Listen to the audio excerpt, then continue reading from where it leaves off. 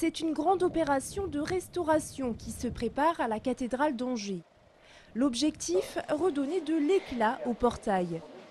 Construit au XIIe siècle, il était à l'origine tout en couleur. Mais le temps, la pollution et les intempéries l'ont depuis abîmé. On voit sur la partie gauche de l'image le visage qui est encore totalement encrassé, donc ce sont des couches, des épaisseurs de salissures, de coulures et fixées par la pluie. Et sur la partie droite, on a dégagé la polychromie, ou plus exactement la superposition des différentes polychromies, puisque entre l'état du XIIe siècle, les restaurations du début du XVIIe et les restaurations du XIXe siècle, on a cette superposition.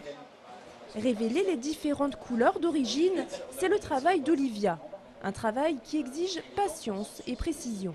La première étape, ça a été de dépoussiérer entièrement de toutes les poussières volatiles chaque élément qui était vraiment très encrassé. Ensuite, nous avons utilisé le scalpel pour dégager les carnations, donc les visages, les mains.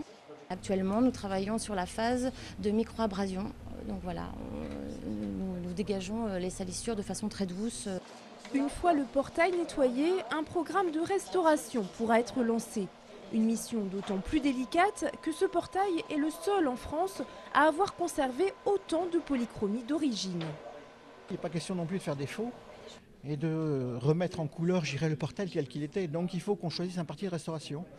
Parti de restauration par rapport à la couche picturale, soit 17e, soit la couche picturale d'origine.